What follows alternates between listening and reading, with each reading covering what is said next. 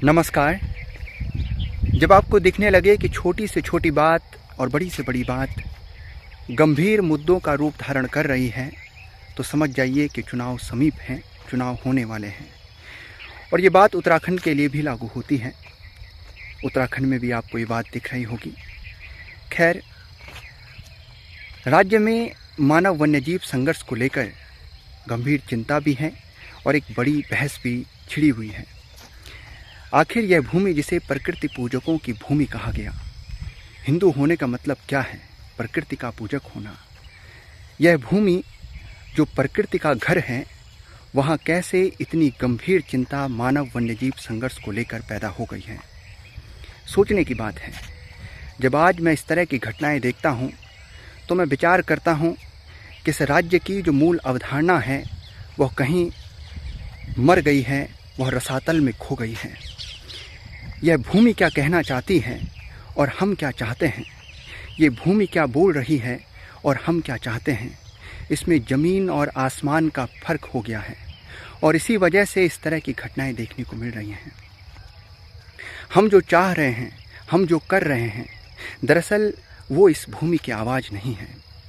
और जब इन दोनों में अंतर पैदा हुआ तो उसके बाद इस तरह की घटनाएं देखने को मिल रही हैं। प्रकृति के साथ टकराव से परिणाम जो प्राप्त होता है, उसमें अंतोगत्वा हमको ये समझ आता है कि अब हमें वन्यजीवों से टकराने के लिए बंदूक उठानी पड़ेगी। हमें उनके साथ कुछ इस प्रकार से आमना सामना करना होगा। हम मूल बात पर, हम जड़ पर जाकर सोचने के लिए अब तैयार भी नहीं हैं। और कैसे हो सकते हैं? लोग मारे जा रहे हैं, लोगों के प्राण जा रहे हैं, हम कैसे उस पर तैयार हो सकते हैं? सोचने की बात है कि आज हमारे पास एकमात्र रास्ता है कि हम बंदूक उठाकर उन वन्य जीवों पर हमला करें, हम उन्हें मारें।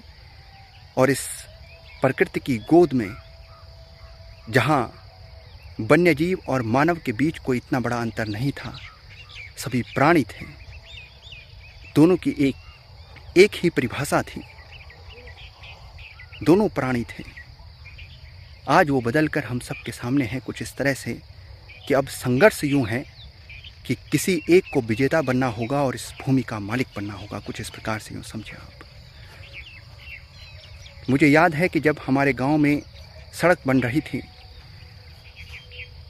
तो 2 खेमे बनते जा रहे थे। एक खेमा ये था कि लोग ये कहते थे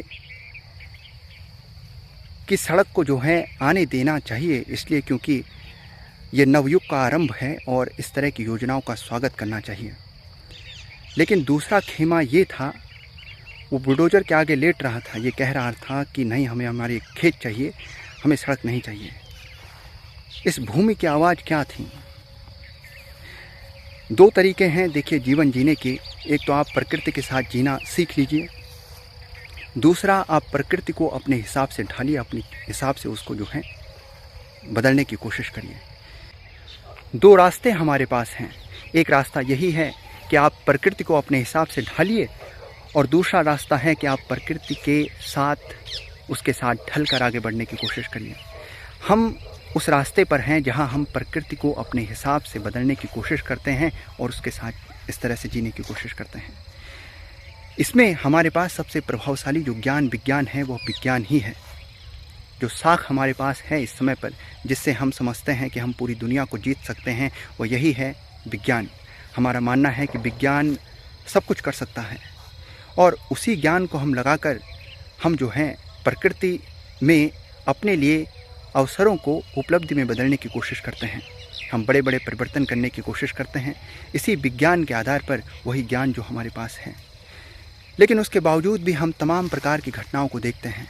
हम देखते हैं थराली में बहुत बड़ी आपदा आती हैं, हम केदारनाथ की आपदा देखते हैं और इसी तरह की तमाम घटनाएं हम देखते हैं।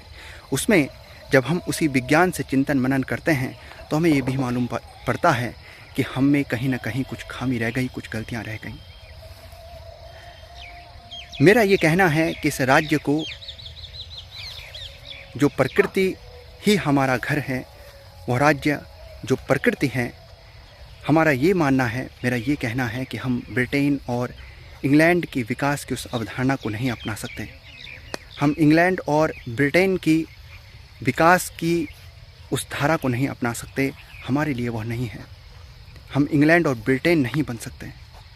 हमें यह समझना होगा, हमें यह तय करना होगा कि हमारी विकास की अवधारणा इस प्रकृति के साथ ही है। हम बिल्डिंगों का देश नहीं बन सकते। हम और हमारा घर यह प्रकृति है, इसलिए हमें उसी के साथ चलकर अपने आप को उसी के साथ आगे बढ़ाना है। जो अवसर हमारे पास हैं उन्हें नियमित ढंग से भुनाते हुए उन्हें उपलब्धियों में तब्दील करना है। तो इस राज्य को विकास की और अन्य चीज़ों की कितनी आवश्यकता है और कितनी नहीं, किसी भी अन्य चीज़ की कितनी आवश्यकता है, इस राज्य को विकास की कितनी आवश्यकता है, मैं समझता हूँ उससे अधिक विचार की आवश्यकता है।